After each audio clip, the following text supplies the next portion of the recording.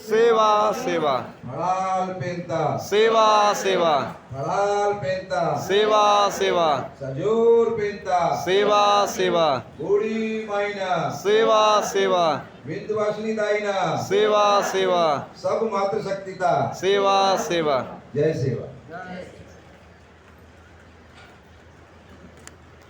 अंतर्राष्ट्रीय महिला दिवस के उपलक्ष्य में विश्व की आधी आबादी की सभी मातृशक्तियों को मैं हृदय से शुभकामनाएं देता हूं और इस बिल्डिंग में विराजमान मेरे सगा समाज की मातृशक्तियां, मेरी बेटियां, मेरी बहनें, उनके चरणों में मैं अपना सादर सेवा जोहार अर्पित करता हूं। यह आज का अंतर्राष्ट्रीय महिला दिवस है और मुझे यहाँ बुलाया गया है। मैं कक्षा 6वीं से समाज के बीच में काम करते आ रहा हूँ। मेरा पूरा जीवन 6वीं के बाद कॉलेज तक आदिवासी छात्रावासों में रहा है और मैं अखिल भारतीय गोंडवाना गोंड महासभा, जो भारत की सबसे बड़ी महासभा है, जिसके 3 करोड़ गोंड सदस्य हैं, उसका मैं राष्ट्रीय सांस्कृतिक सचिव हूँ। मेरी जिम्मेदारी थी कि मेरे को अगर गोंड समाज में बुलाया गया है तो मैं आऊं। तो मैं जब अखिल भारतीय गोंडवाना गोंड महासभा का कार्यक्रम होता है हर साल, तो पूरे भारत के कम से कम 4-5 लाख गोंड एक ही मंच में आते हैं और वहां पे मैं 2-2 घंटा 4-4 घंटा गोंडवाना पे बोलता हूँ। लेकिन अगर मेरे समाज के 4 लोग भी मिल गए और 4 में लोगों ने अगर मेरे को समय दिया तो मैं 4 लाखों लोगों के बीच में भी स्पीच देता हूँ और 4 लोगों को भी उतना ही समय देता हूँ। और उसमें मेरी एक यही आशा रहती है कि 4 में से एक व्यक्ति तो समझ जाए, क्योंकि अगर एक व्यक्ति भी समझ गया, एक बेटी भी समझ गई, तो हमारा समाज आगे निकल जाए।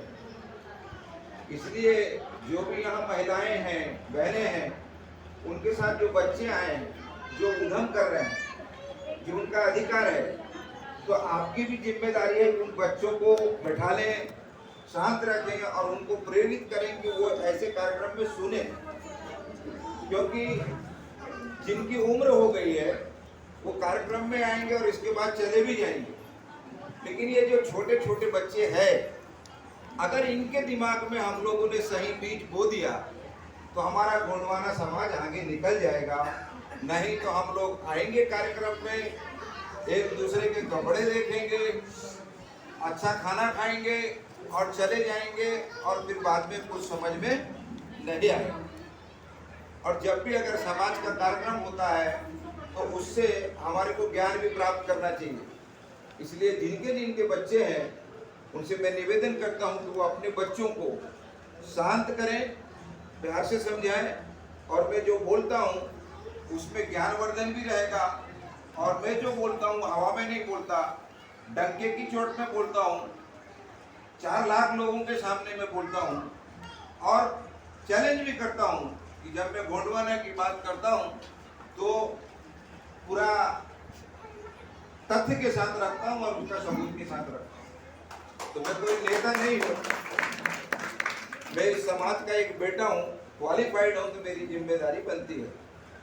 तो आप लोगों को सबको ये मालूम होना चाहिए कि आज का जो अंतर्राष्ट्रीय महिला दिवस है वो 110वां महिला दिवस है।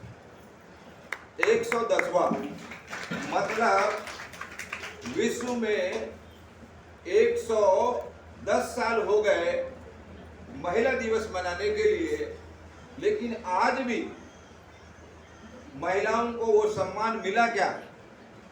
महिलाओं को आज भी वो सम्मान नहीं मिला। तो महिलाओं को वो सम्मान कैसे मिले और वो महिलाओं को सम्मान कौन देगा और किसने क्या क्या किया, अगर इसकी आपको जानकारी हो जाए और अंदर में स्वाभिमान अगर जागृत हो जाए तो आप आने वाली पीढ़ी को भी ठीक कर सकते हैं और आपका भविष्य भी उज्जवल रहेगा और आपके मन में कोई हीन भावना होगी जिसको इन्फीरियरिटी कॉम्प्लेक्स बोलते हैं, वो कॉम्प्लेक्स खत्म हो जाएगा। तो इसलिए जब भी हम समाज में जाते हैं तो बहुत ही प्रेरणा के साथ जाना चाहिए। अब आप देख लीजिए कि आज की महिला की स्थिति और हजारों साल पहले की महिला की स्थिति, उसमें कितना अंतर है।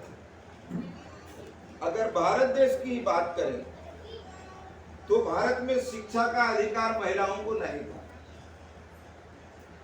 वैसे हमारे लोग बहुत गर्व से बोलते हैं कि आदिवासी गोंड समाज में महिलाओं को बराबर का अधिकार है, लेकिन मैं तो गहन अध्ययन करता हूं और गहन अध्ययन में ये बातें कुछ अभी आई हैं जो राष्ट्रीय स्तर के फोरम में भी बोला गया कि भारत सरकार ने एक नियम बनाया कि पिता के हक से बेटी को भी उतना ही हक मिलना है, ये कानून बनाया है। लेकिन गोंडी प्रथा के अनुसार बेटी जो होती है कुल वधू होती है, तो जब एक कुल से दूसरे कुल में चले जाती है तो अपने फादर का जमीन का हक वो समझ गए। तो ये कॉन्फ्लिक्ट आया था भारत देश के अंदर में और हमारे राष्ट्रीय स्तर का जो गोंड समाज का जो टीम है जिसमें आईएएस, आईपीएस, कलेक्टर, बड़े बड़े अधिकारी है, उसमें तमाम राज्यों के मिनिस्टर्स भी है, उसमें हम लोग संघर्ष करते हैं। तो ये बात आई थी तो मैंने कहा ये तो कुरीति है।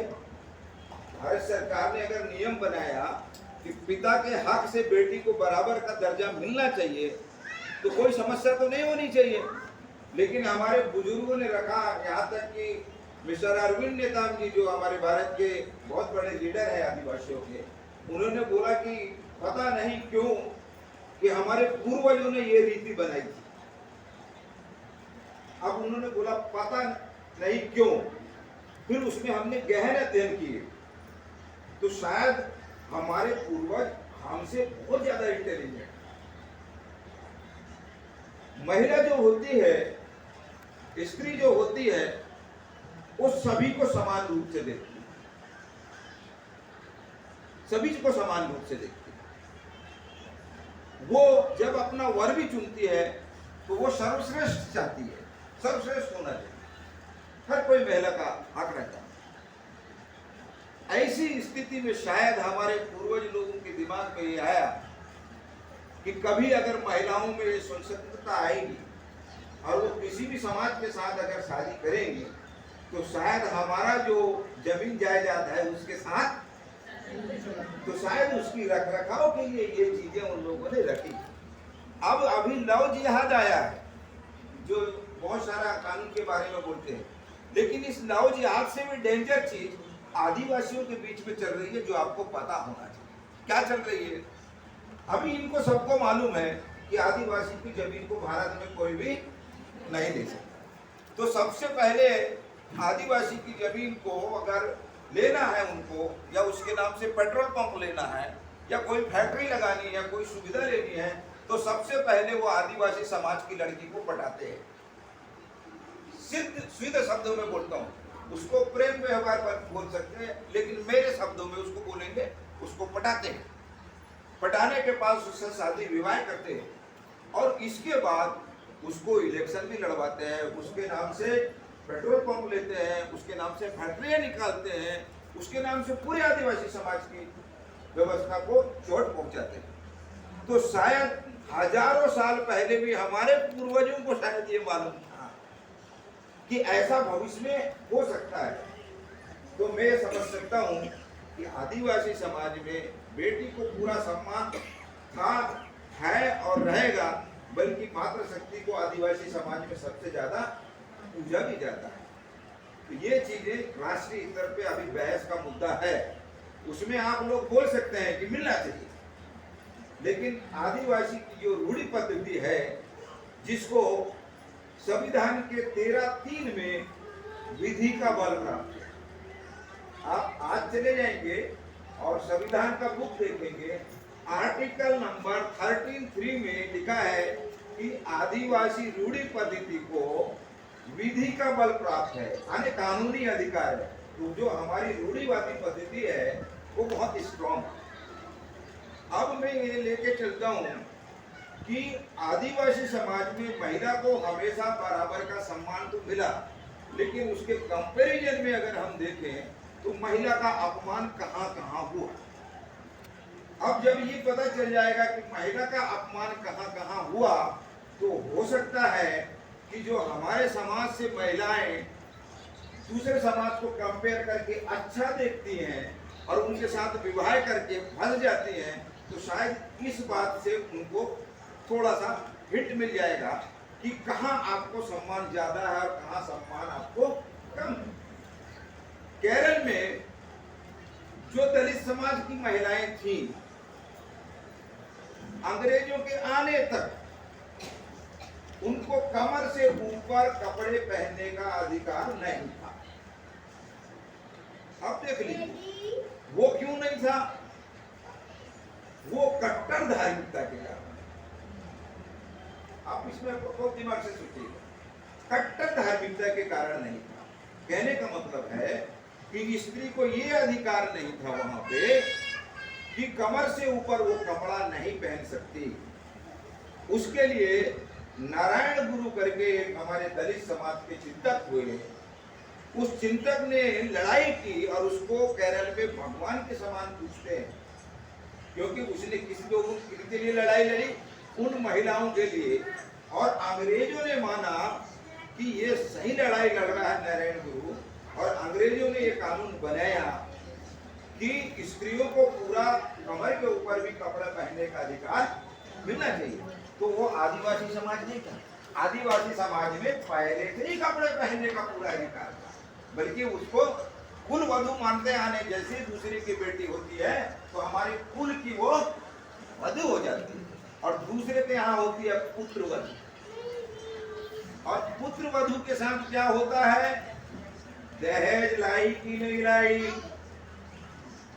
कितना दहेज लाई, कितना सोना लाई और नहीं लाई। तो मैं जब कॉलेज तक था तब तक दहेज में बहुत सारे उत्तर प्रदेश और बिहार में महिलाओं को जलाने के कांड होते थे, सिर्फ दहेज प्रथा के लिए। इसके बाद कानून बना, इसके बाद कानून बना कि भाई महिलाओं को नहीं जला सकते, अगर कोई महिलाओं को जलाएगा तो पूरा का पूरा परिवार को अंदर करने का है। वो दहेज प्रथा हमारे में नहीं थी, लेकिन चूंकि हम अपनी धर्म और संस्कृति को भूल गए और उनकी संस्कृति को अपना लिए, इसलिए क्या हुआ, हमने भी दहेज वाला कुरीति स्टार्ट कर दिया। तो हमारे लोगों ने क्या भूल चूक की कि अपने धर्म संस्कृति की जो अच्छाइयाँ हैं कि जन्मजात से यहाँ पूरे कपड़ा पहनने का अधिकार है, यहाँ तक कि उसको तलवार उठाने का भी अधिकार था। लेकिन हमारी महिलाओं को क्या दूसरे समाज में जाना चाहिए जहाँ जला दिया जाता है दहेज के नाम से, उनको प्रताड़ित किया जाता है। यहाँ तक कि ऐसा भी समाज है कि जैसे ही बेटी पैदा हुई राजस्थान में, तो उसको दूध में डुबो के मार दिया जाता है। काय में डुबोते हैं, बेटी पैदा हुई तो दूध में डुबा के उसको मार दिया जाता है। यानी ऐसी संस्कृति भी है भारत में। लेकिन हमारे यहाँ बेटी को लक्ष्मी का रूप माना जाता है। बेटी आई तो हमारा बेटी और बेटी के बराबर, कोई ऐसा नहीं है। लेकिन दूसरे समाजों को देखते हुए हमारे समाज में भी वो मानसिकता आने लगी। तो क्या हमको दूसरे समाज की नकल करनी चाहिए?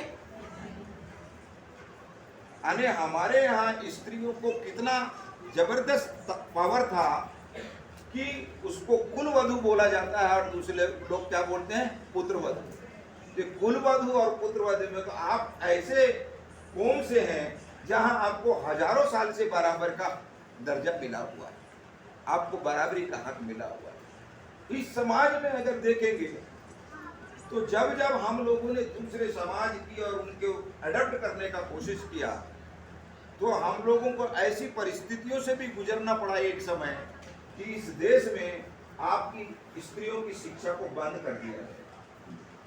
क्या आपको मालूम है कि भारत में दलितों के लिए और स्त्रियों के लिए सबसे पहले भारत में कहाँ स्कूल खुला, किसने खोला? कोई बता सकता है? कौन बताएगा भाई? भारत में स्त्रियों के लिए सबसे पहला स्कूल सावित्रीबाई फुले ने। ताली बजा दीजिए इनके नाम से। अब उसमें दूसरा क्वेश्चन ये आता है, देखिए हम लोग यहाँ पे जनरल नॉलेज भी कर रहे हैं बच्चों के लिए। ये अंतरराष्ट्रीय महिला दिवस कौन सा है? 110वां। इसका एक विषय भी है, हर साल एक विषय दिया जाता है। ये विषय है कि महिला सशक्ति और कोविड-19 की महामारी करके दिया गया है। मेरे पास में है, इधर लिख के लाया है मैंने, लेकिन इतने लोग हैं नहीं मेरे पास में कि मैं वो स्पीच दे सकूं, इसलिए बहुत ही नॉर्मल उससे दे रहा हूं। तो सबसे पहले स्कूल स्त्रियों के लिए किसने खोला? सावित्रीबाई फुले। वो कब खोला? कौन शासन था? अब क्वेश्चन ये आता है, कोई बता सकता है कब खोला और कहां खोला? कौन बताएगा? महाराष्ट्र में खोला, ठीक है, लेकिन सन कौन सा था भाई? ये तभी तो पता चलेगा आपको कि कब से आपको पढ़ने का अधिकार मिला, स्त्रियों को पढ़ने का अधिकार कब से मिला। ये बात तो क्लियर हो गई कि सावित्रीबाई फुले ने किया, तो उनके नाम से जोरदार एक तालियां बताई जाए और उनके नाम से जयकारा लगा सकते हैं। सावित्रीबाई फुले ना सेवा सेवा, सावित्रीबाई फुले ना सेवा सेवा। ये महिला थी जिसने स्त्रियों को सबसे पहले स्कूल की सुविधा प्राप्त की। उसके पहले स्त्रियों को स्कूल जाने का अधिकार। अब इसमें क्वेश्चन आता है कि वो कौन सा सन था? प्रदेश तो पता चला हो गया कि महाराष्ट्र था, कौन से सन में था और किस जगह में खोला गया? क्या आपको पता है? कोई बता सकता है? कोई बताएगा तो 500 इनाम। कौन से सन में था बताइए? 1948 राइट आंसर। गांव? चलिए मैं हिंट देता हूं, पूना।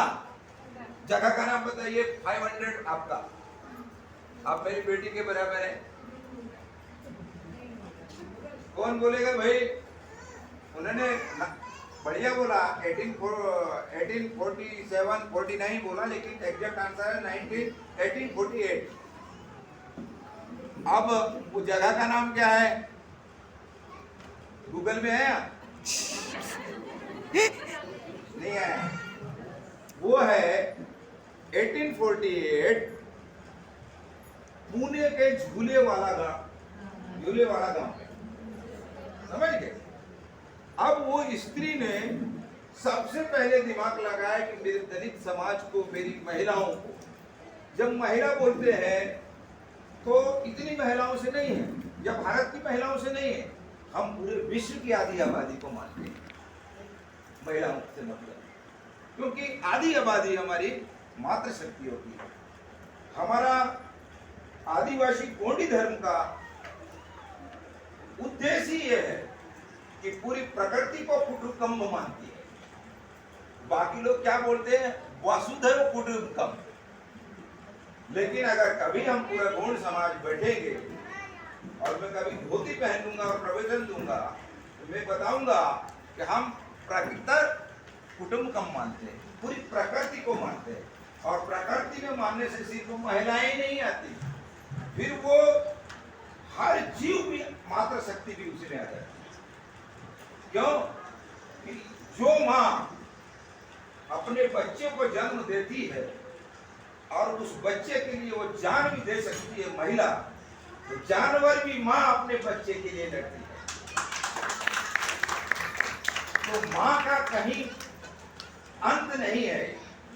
माँ के बारे में कोई बोल नहीं सकता। तो माँ एक इतना अनंत और गहरा शब्द है, उसमें इतना करुणा है कि उस करुणा को अगर आप लिखना चाहें तो धरती कम पड़ जाए। जब बच्चे की तबीयत खराब होती है, बच्चा तड़पते रहता है, तो हो सकता है कि परिवार के बाकी लोगों को डिस्टरबेंस होता हो, यहाँ तक कि हो सकता है कि उसके फादर को भी डिस्टरबेंस होता होगा, लेकिन माँ नहीं सोती, क्योंकि उससे ज्यादा तकलीफ माँ को होती है। इसकी फीलिंग्स को आप समझिए।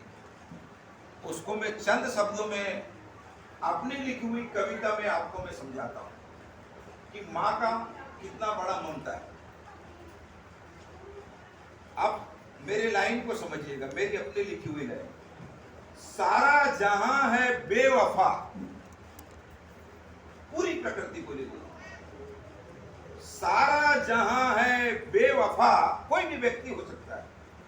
आपका फादर छोड़ देगा, दूसरी बीवी कर लेगा, भाई छोड़ देंगे, बीवी शादी हो गई, सब चले जाएंगे।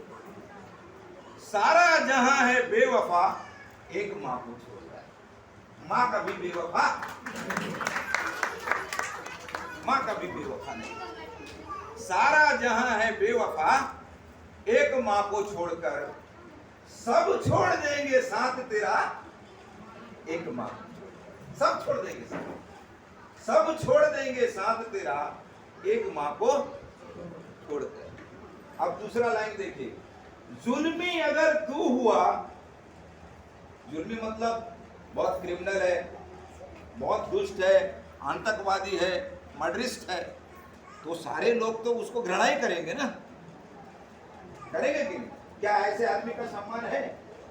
कोई नहीं करेगा। जुल्मी अगर तू हुआ, इनाम होगी मौत।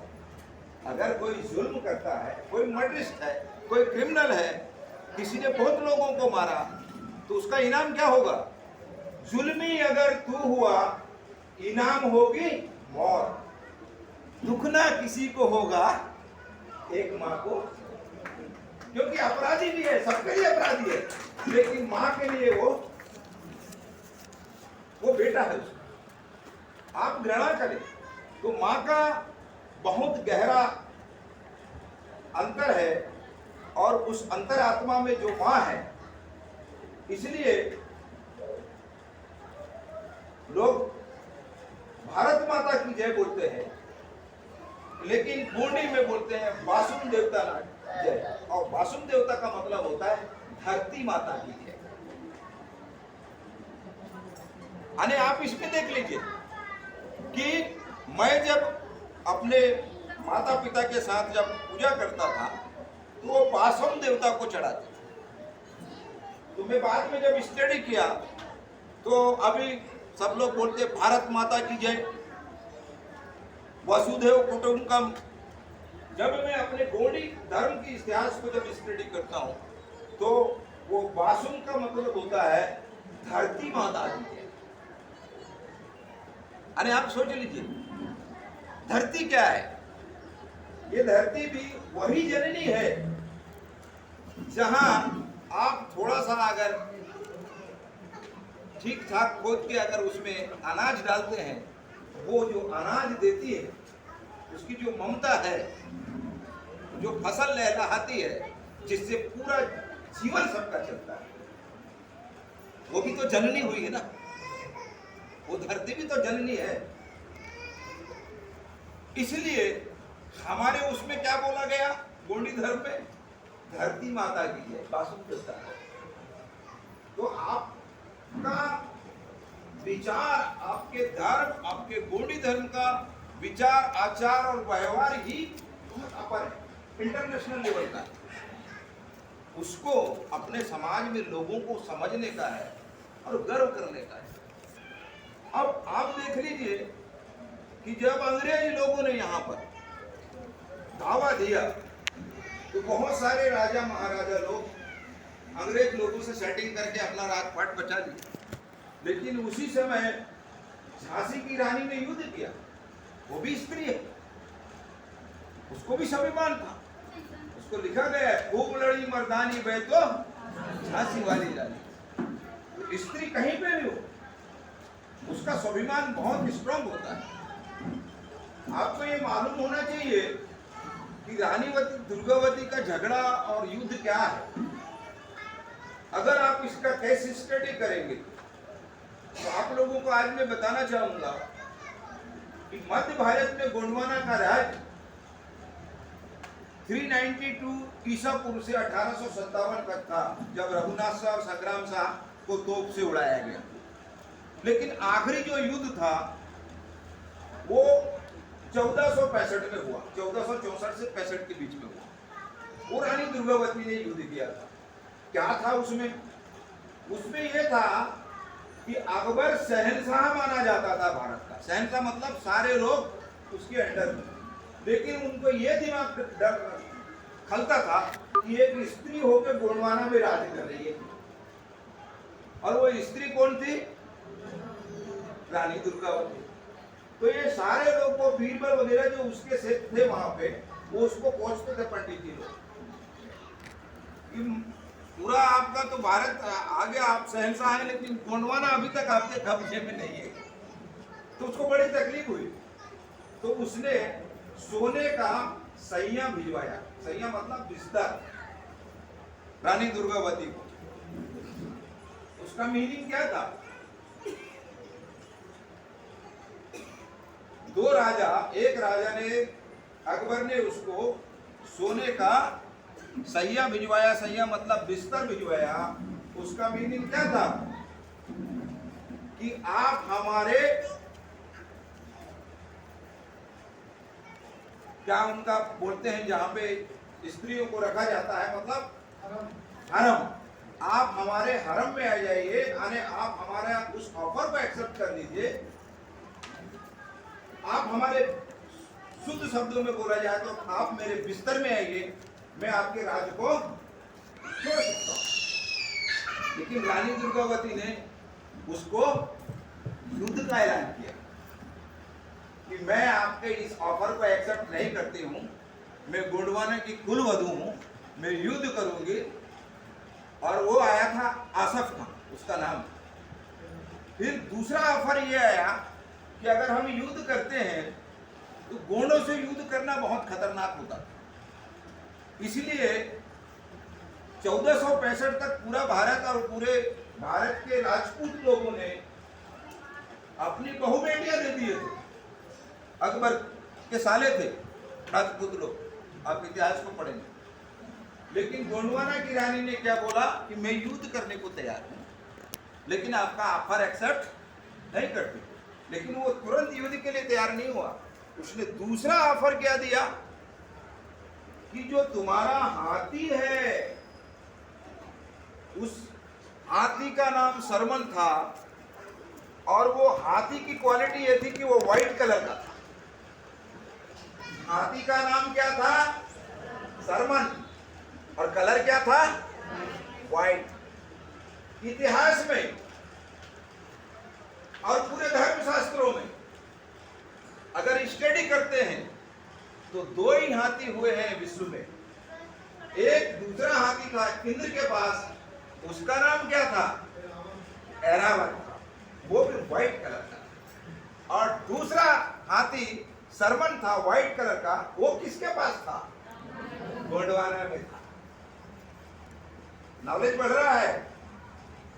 फैक्ट बता रहा हूं, पूरे फैक्ट बता रहा हूं, कहीं भी इफ एंड बट नहीं है। क्योंकि अगर मैं कोई स्पीच बोलूंगा तो मैं रेफरेंस लेके बोलूंगा। मैं क्वालिफाइड हूं तो मैं अपने समाज को मूर्ख नहीं बनाऊंगा, नेता नहीं हूं। मैं अपने समाज को एजुकेट करूं। तो विश्व में दो ही हाथी हुए हैं। एक इंद्र के पास में था, उसका नाम ऐरावत था, और दूसरा हाथी गोंडवाना में था, जिसका नाम था सरमन। तो उसने युद्ध नहीं बोला, तो ठीक है बोला, अगर आप वो ऑफर एक्सेप्ट नहीं करते हैं तो ये हाथी को दे दीजिए हमको। उस हाथी से रानी दुर्गावती पूरे गोंडवाने में भ्रमण करती थी, क्योंकि उस समय ट्रांसपोर्टेशन का साधन वही हुआ करता, कार नहीं हुआ करते थे, हाथी और घोड़े हुआ करते थे। और घोड़े भी हमारे देश के नहीं है, घोड़े बाहर से आए हैं, ये मालूम है कि नहीं? घोड़ा इस देश का, इस कंट्री का एनिमल नहीं है। It is come from Olga side से है। उसके लिए बोलना है फिर अलग है बोलना है, इसमें उधर जाना बहुत लफड़ा है।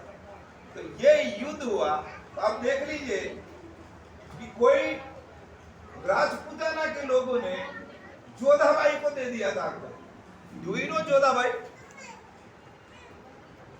जो अकबर का सेनापति था उसका नाम क्या था? मान सिंह। मान सिंह की सिस्टर का नाम क्या था? जोधाबाई। उसने अपनी सिस्टर को किसको दे दिया? शहनशाह अकबर, और खुद सेनापति बन के जान बचा ली। लेकिन हमारे गोंडवाना की रानी दुर्गावती चाहती तो एक हाथी दे देती, उसके पास तो हजारों हाथी थे। उसने बोला नहीं, I will fight with you, लेकिन सरमन को नहीं। अरे हमारी महिलाओं का आप स्वाभिमान को देखिए। आज महिलाएं बाइक में या कार में बैठ के चले जाएंगी, ये भी नहीं देखेंगे कि वो कौन से कल्चर का आदमी है। हम बहुत जल्दी अट्रैक्ट हो जाएंगे, हमारी बच्चियां अट्रैक्ट हो जाएंगी। लेकिन देखिए कि 1464-65 में इस रानी दुर्गावती ने बोला सरमन को नहीं देंगे, गोंडवाना युद्ध के लिए तैयार है। और आसफ खान के माध्यम से युद्ध के लिए भेजा हुआ, और गोंडवाना में युद्ध हुआ और 3 बार रानी जीती, 3 बार रानी जीती। लेकिन एक ही चीज में हम लोग हारते हैं, हमारी स्ट्रेटेजी एंड प्लानिंग नहीं होती। हम जब जीतते हैं तो पागल हो जाते हैं। हमारे पास कुछ पैसा आता है तो हम लोग स्थिर नहीं रहते, हमारे पास पद आता है तो हम घमंडी हो जाते हैं। इतिहास में अगर कुछ गलती हुई है तो उससे हमको सीखना चाहिए। तीसरी बार जब युद्ध जीते तो बोला अब तो नहीं आएगा आसफ खान, और पूरे गोंडवाने के शहर मस्त दारू छक के पिए। पूरा साम्राज्य जो युद्ध में उनके कैंप थे जबलपुर के आसपास में, पूरे लोगों ने छक कर दारू पिया। क्या आप तीसरे बार के बाद कहां में गए? लेकिन रात को 4 बजे हमला कर दिया गया, और रात को 4 बजे हमला किया, 24 जून को किया गया। और रानी के साथ आधार सिंह करके था। 10 बजे के बीच बीच में उसकी एक आंख में तीर आ गया, घुस गया, दोनों तरफ से गिर गई। युद्ध करना शुरू। एक आंख से तीर को निकालने के बाद भी फाइट करते रही वो महिला उसी सरमन हाथी के साथ में। दूसरा तीर भी आया, उसको दूसरे आंख को भी भेज दिया। तीरों से युद्ध होता था, दोनों आंख चले गए। वो आधार सिंह सामने में था, उसको बोले कि बेटा, वो सेनापति था आधार सिंह, बोला तुम मेरे को मार दे, लेकिन मेरा शरीर इनके हाथ में नहीं जाना चाहिए। तड़कते हुए बोली। वो भाव विकल होकर रोने लगा कि मां, आप गोंडवाना की रानी हैं, मैं कैसे आपके ऊपर कटार चलाऊं, मैं कैसे आपका वध करूं? बोले नहीं बेटा, तुम मेरे को मार दे, लेकिन मेरा शरीर जिंदे में ये लोग छुए नहीं। वो नहीं माना, वो खुद कटार ली और अपने प्राणों की आहुति दी, लेकिन जीते जी शरीर को छूने नहीं दिया। और वो जो सरमन हाथी था जिसके लिए युद्ध हुआ, वो वहीं सर पटक पटक के उस रानी के पास लग गया, वो भी नहीं गया। गोंडवाना की वो शक्ति है, मात्र शक्ति। गोंडवाना में खून में वो पवित्रता है, गोंडवाना के देवी देवताओं में वो पवित्रता है। उसको सिर्फ एक बार जगाने की कोशिश की। कैसे जागृत करेंगे आप? बूढ़ादेव की जय बोलते हैं ना। क्या है बूढ़ादेव? धार्मिकता में जा रहा हूं, विषय महिलाओं का है, लेकिन मैं थोड़ी सी बता देना चाहूं। क्या है बूढ़ादेव? विश्व का कोई सा भी धर्म बूढ़ा देव की ही पूजा करता है। सिद्ध कर दूं? विश्व का हर कोई धर्म बूढ़ा देव की ही पूजा करता है। मैं इस चीज की व्याख्या 5 लाख लोगों के पास करता हूँ, सामने में करता हूँ। हो सकता है भूल जाते हैं, बहुत सारे भी बोलते हैं, लेकिन मैं 5 लोगों को भी बताना चाहता हूँ कि मेरे लोगों को एक गर्व होना चाहिए। जय बूढ़ा देव करने में कोई शर्म की बात। कोई भी पुरखा शक्ति जो होती है, जब हमारे मृत्यु हो जाती है तो उसको तीसरा करने के बाद उसको जो समधी वगैरह लोग होते हैं उसको खाना खिला के मिलाते हैं ना देवों में, वो क्या है, उस आत्मा को इनवाइट किया जाता है। वो भटकते रहती है आत्मा। अगर जिसका देवधामी का पूजा नहीं हुआ तो लोग क्या बोलते हैं, आत्मा भटकती है।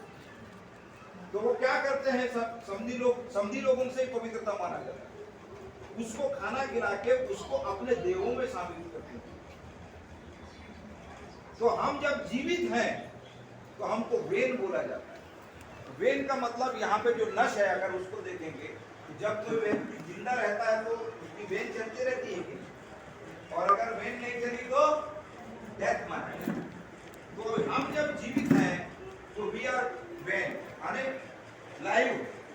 लेकिन जब मृत्यु हो गए तो कहाँ चले जाते हैं, वेन। वेन का बोलते हैं ना, वेन माने देव में चले जाते हैं। वो देव में ले जाने की प्रक्रिया कौन करता है, समाज करता है, और उसको बुला के उसको खाना खिला के देव में सम्मिलित करता है। ऐसा करके करके हजारों सालों से वो पुरखा शक्ति स्ट्रॉन्ग है। और जब भी गुण अपना पूजा करता है और कोई देवधामी का पूजा होता है तो किसी न किसी के सर में सवाल होते आता है, और उससे पूछ लीजिए उस समय वो सब सही बताएगा। पंडित जी बताएगा, ज्योतिषी बताएगा, वो हवा में निकलेगा, कुछ नहीं निकलेगा। लेकिन जो देव के सामने में पूजा हुआ, घर की किसी महिला को या पुरुष को आया, आप सब चीज पूछ लीजिए। उस समय फटाफट आपके दिमाग में है कि आप अगर पूछना चाहें तो फटाफट आपको सब कुछ सही मिल जाएगा, क्योंकि ये मैंने किया। क्योंकि मैं जब बोलूंगा तो फट बोलना चाहिए मुझे। मेरा भाई 17 दिन से गया था बालाघाट मंडला सिवली का तू, बहुत सारे पुलिस गिरी लोगों को लगाया। आखिरी में एक बुजुर्ग बोला कि बहुत थक गए, अब तुम लोग अपना देवधामी को जाकर कर। वो हमारे वो बड़े भाई के यहाँ गए थे और वो हमारी एक भाभी को जम के भावा गए, एक पूजा कर रहे थे। तो बहुत सारी महिलाएं आई और उसके बाल खोल दी। वो सर्प के समान ऐसे करके घर में घुसने लगी। हम बोले जादू टोना तो नहीं जानती भाई, इसको कैसा हो गया? तो महिलाओं ने बोला वैसा नहीं है, आपके घर की देवी आई। तो वो उसी खोली में गई जहाँ अंधेरा था, जहाँ पे हमारी कुल देवी का स्थापना था। वो देवधामी में एक त्रिशूल रखते हैं ना, बाना, जहाँ पूजा करते हैं गोंड लोग, अरे घर में रहता है। वो वहां जाके चले गई और वो हमारा भाई क्या किया, दौड़ते दौड़ते कुआं से पानी लाया। अपनी ही पत्नी थी लेकिन पैर धुल रहा था, क्योंकि वो देवी के रूप में आई थी, और पैर धुल रहा था और अगरबत्ती दिया और पूछता है भैया पूछ लो जो पूछना है। और हमने रोते हुए पूछा कि हमारा भाई 17 दिन से गया। उसने बताई 24 घंटे के अंदर हमारा भाई वहीं मिला जहां माता ने बताई थी। वो हमारी कुल देवी थी। 17 दिन से पूरा परिवार रो रहा था, तड़प रहा था, उससे देखा नहीं गया। वो होती है बूढ़ी माई, वो होता है बूढ़ा देव। जब परिवार पे कोई तकलीफ आती है तो उसको भी दुख होता है। सिर्फ बात यह है कि आप कितना मानते हैं। लेकिन अभी हो रहा है कि गौड़ समाज दूसरे के पुरखा को खूब खिला पिला रहा है, उसकी पूजा पाठ दूसरे के पुरखा की खूब कर रहा है सुबह शाम मंदिर में जाके। लेकिन अपने पुरखा को कभी भी शाम को एक तो दिया और जो खाना बना है उसको छिटकने का काम नहीं। अगर आप करना चाहें अपना पुरखा शक्ति को जगाने के लिए, तो पुरखा शक्ति कोई बूढ़ा देव कोई दूसरा नहीं है, हमारे पूर्वज लोग हैं जो वेन थे, जिनको वेन बनाया गया। आप देख लीजिए, तो आप अगर वो करते तो जागरण कर सकते। तो हमारी शक्ति वो थी कि रानी दुर्गावती ने एक एनिमल के लिए अपने राज्य के साथ युद्ध किया। हम उस कौम से हैं, हमको उसका गर्व करना चाहिए। अभी अगर आप दूसरे दृष्टि से देखेंगे तो महिलाओं की जो उत्तरोत्तर प्रगति हो रही है, क्योंकि सरकारें भी जागरूक हुई हैं, हम बच्चियों को पढ़ा रहे हैं, बच्चियां सर्विस में जा रही हैं, बच्चियां हमारी फ्लाइट में जाती हैं, फ्लाइट से आ रही हैं, तो हम वो परिवेश उसको आज के समय में हम अपनी बच्ची को दे सकते हैं, क्योंकि वो बच्ची बेटे से हो सकता है कि ज्यादा सेंसिटिव होती है, पुरुष के मामले में स्त्री ज्यादा गंभीर और सेंसिटिव होती है। वो माँ भी है, बहन भी है, वो दो परिवार के बीच की कनेक्शन को भी बनाती है, तो वो ज्यादा गंभीर और ज्यादा जिम्मेदार होती है। तो उसको ज्यादा एक्सेस देना चाहिए, उसको ज्यादा हमको स्पेस देना चाहिए, उसको ज्यादा सुविधाएं देना चाहिए। वो पढ़ेगी, और अगर उसने पढ़ ली बेटी ने, तो समझ जाइए कि जो बेटी पढ़ गई तो उसका जो कुनबा निकलेगा वो शिक्षित ही निकलेगा।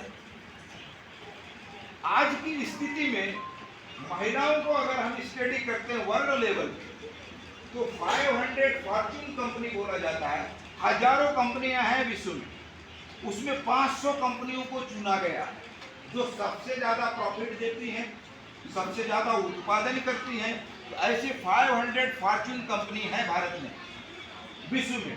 तो ऐसे 500 फॉर्च्यून कंपनी में उनका एक बोर्ड होता है, बोर्ड मतलब एक कमेटी होती है, उसके आधार पे पूरे डिसीजन होते हैं। तो जिस जिस बोर्ड में महिलाओं का अधिकता है वो कंपनियां विश्व की टॉप लेवल की कंपनियां हैं। इसका मतलब ये हुआ कि स्त्रियों में आप हजारों साल पहले से देख लीजिए या आज की स्थिति में उनको मौका दे के देख लीजिए, तो स्त्री ज्यादा सशक्त है, ज्यादा गंभीर है और ज्यादा जिम्मेदार है। इसलिए सारे लोगों ने जिम्मेदारी होना चाहिए कि बेटी पैदा हुई तो हमको उतना ही खुश होना चाहिए, बेटा भी पैदा हुआ तो हमको उतना ही खुश होना चाहिए। लेकिन बेटी को ज्यादा से ज्यादा अगर शिक्षा दिलवाते हैं, बेटी को ज्यादा से ज्यादा अगर करते हैं, तो आप उस चीज को अगर आप देखेंगे तो हम एक अच्छा समाज बना सकते हैं। आपको छोटी सी घटना बताता हूं कि बेटा और बेटी में क्या अंतर है। बाप यहां खड़ा है और एक छोटी सी मासूम बच्ची के साथ हाथ में 2 सेब है। बाप बहुत प्यार से बोला, बेटी मेरे को 1 सेब दे दे। फट से उसने क्या किया, खा लिया, झूठा कर दिया। देखिए बाप को एज कितना है और वो बच्ची का एज कितना है, दोनों में फर्क देखिएगा दिमाग का। बाप को बहुत गुस्सा आया कि इसको मैं इतने लाड़ प्यार से पाल रहा हूं, इसको उंगली पकड़ के चलाना सिखा रहा हूं। बाप तुरंत सोच लिया, लेकिन ये मैं इसको सेब मांगा तो इसने झूठा कर लिया। तो उसने सोचा दूसरे हाथ में सेब है, इसको मांग लेता हूं, बेटा ये वाला सेब दे दे। वो वाला सेब भी उसने काट के खा लिया। बाप तंग आ गया गुस्से से। फिर धीरे से मासूम बच्ची ने देखी कि उसका बाप परेशान टाइप का है, तो बोलती पापा ये वाला मीठा है। आप सोच लीजिए कि उस बाप से भी ज्यादा इंटेलिजेंट बेटी अपने बाप से कितना प्यार करती है कि पापा ये वाला मीठा है। यानी अपने पिता के साथ उसका कितना प्रेम है, वो छोटी सी मासूम बच्ची का, उसका कितना विवेक है, कितना इंटेलिजेंसी है, और उसका फादर उसके सामने में छोटा है। बड़ा कौन है यहाँ, वो छोटी मासूम बच्ची या बाप? कौन बड़ा है? वो बेटी। बेटी क्यों बड़ी है? क्योंकि वो बाप को कड़वा सेब नहीं देना चाहिए, उस कम उम्र में भी अपने बाप को वो मीठा सेब देना चाहिए। तो ऐसी स्त्री प्रजाति का, चाहे वो जानवरों में हो, चाहे पुरुषों हमारे मानव उसमें हो, समान रूप से जो स्त्री जाति जो होती है वो अपने परिवार को, अपने, आप देख लीजिए चिड़िया में भी, जानवरों में भी देख लीजिए, वो आखिरी समय तक बच्चे को तैयार करती है, वो माँ होती है, चाहे जानवर हो। इसलिए ऐसी माताओं को जिसके कोख से हम जन्म लेते हैं और उसी धरती माँ के कोख में सब चले जाते हैं, मैं उनको हृदय से नमन करता हूँ, अपने दिल की गहराइयों से नमन करता हूँ। आप सबका हार्दिक अभिनंदन करता हूँ कि आपने मुझे सुना। मैं बहुत लंबा बोलता हूँ और मेरे बोलने में लोग सुनते भी हैं, उसका मुझे अच्छा लगता है। अभी मैं यहीं पे अपनी बात को समाप्त करता हूँ और मैं चाहूँगा कि दूसरे लोगों को मौका मिले, उनको सुनूं। धन्यवाद।